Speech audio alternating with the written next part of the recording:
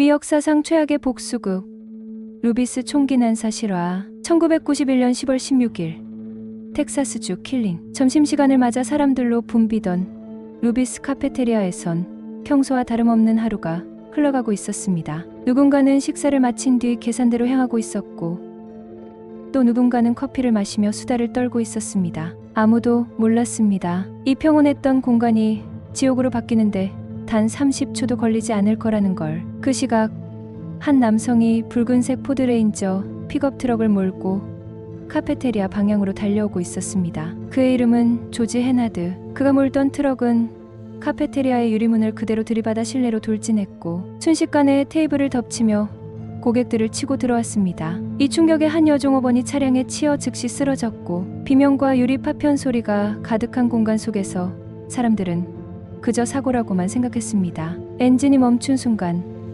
누군가는 조지에게 다가가 사고 여부를 묻기 위해 걸어가기도 했습니다. 조지는 트럭 안에서 두 자루의 권총을 꺼내들었고 그가 손에 쥔 총구는 어느새 한 사람을 향해 겨누어졌습니다. 첫 번째 총성이 울리자 분위기는 곧장 지옥이 되어버렸습니다. 조지는 테이블 뒤에 숨어있는 사람들을 향해 총을 난사하기 시작했고 비명을 지르며 도망가는 사람들에게도 망설임 없이 총을 쏘았습니다. 총알은 무려 100발 이상 준비되어 있었고 그는 이를 쏟아붓듯 난사하며 카페테리아를 휘젓고 다녔습니다. 쏘는 총은 여성 고객을 더 자주 향했습니다. 그는 분노에 가득 찬 눈빛으로 여성들에게 모욕적인 말을 던졌고 너희 때문에 내 인생이 망가졌어 라는 말과 함께 사람들을 향해 방아쇠를 당겼습니다. 이 극단적인 증오는 단순한 우발적 범행이 아니었습니다. 조지는 이 사건 전에 이미 모든 여자들에게 복수하겠다는 내용의 편지를 여성 2명에게 보낸 바 있었고 그중 한 명은 자신의 이름도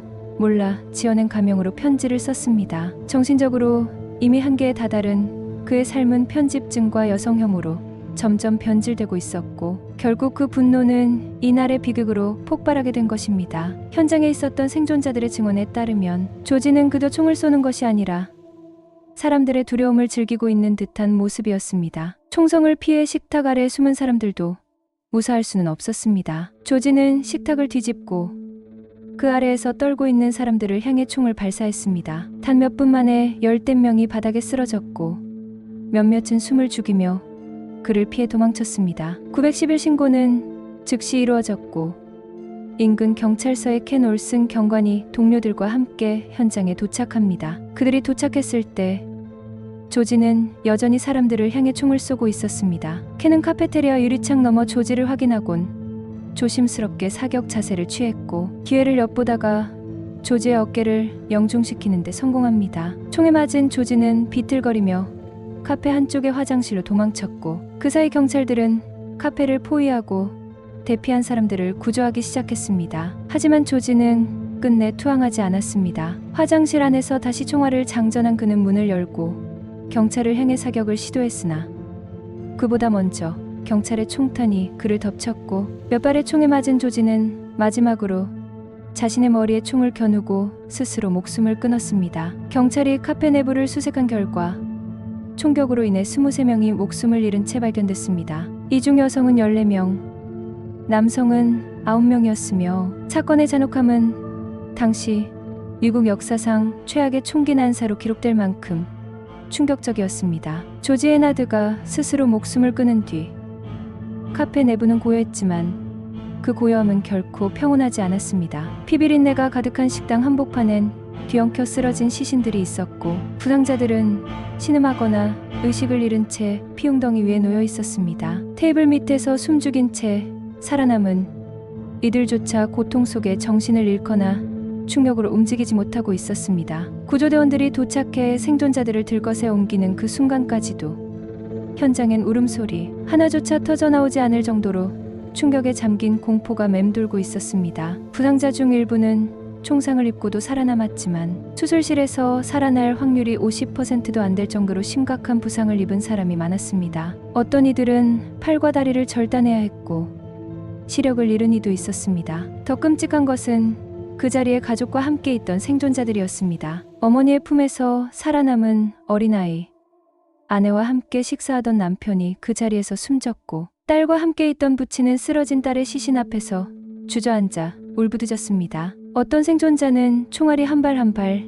날아올 때마다 내 이름이 새겨져 있는 듯한 기분이었다며 그날 이후 평생 PTSD에 시달려야 했다고 증언했습니다. 조지의 차량은 현장 그대로 경찰에 의해 압수되었으며 차량 내부와 자택에 대한 수색이 곧바로 이루어졌습니다. 경찰은 그의 집에서 수십 개에 달하는 노트와 편지를 발견했는데 그중엔 여성들을 비난하는 내용이 가득 적혀 있었습니다. 세상에 진실한 사랑은 없다.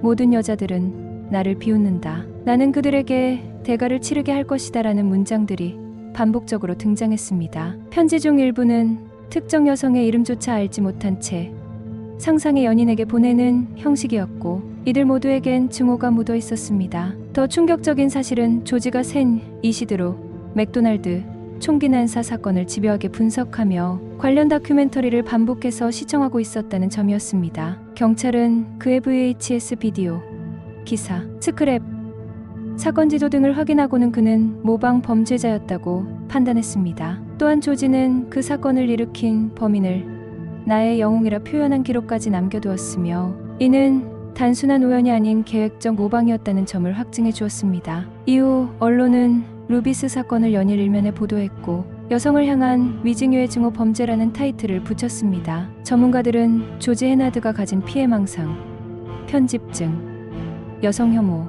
우울증, 분노, 조절장애가 복합적으로 작용한 결과라고 분석했습니다. 어떤 정신과 의사는 조지를 시간이 지나며 자신이 세상으로부터 버려졌다고 확신하게 된 남자라고 진단했고 또 다른 전문가는 그가 자신을 받아들이지 않는 여성들에 대한 복수를 사회 전체로 투영한 폭력자라고 말했습니다. 사건 이후 생존자와 유가족들에겐 트라우마와 법적 절차가 남아 있었습니다. 어떤 가족은 국가와 루비스 카페 측을 상대로 안전불감과 보안 미비에 대한 책임을 물었고 루비스 측은 사건 발생 후 5개월간 영업을 중단한 끝에 다시 문을 열었지만 사고 현장을 기억하는 지역 주민들은 더 이상 그곳을 찾지 않았습니다. 결국 루비스 카페테리아는 2000년 9월 9일 영업 종료를 발표하며 역사의 뒤안길로 사라지게 됩니다. 6년 뒤 그 자리에는 양크싱이라는 새로운 뷔페가 들어섰고 사건을 기억하는 유가족들은 그 자리에 추모비를 세웠습니다. 오늘날 루비스 사건은 미국에서 벌어진 최악의 총기 난사 중 하나로 여겨지며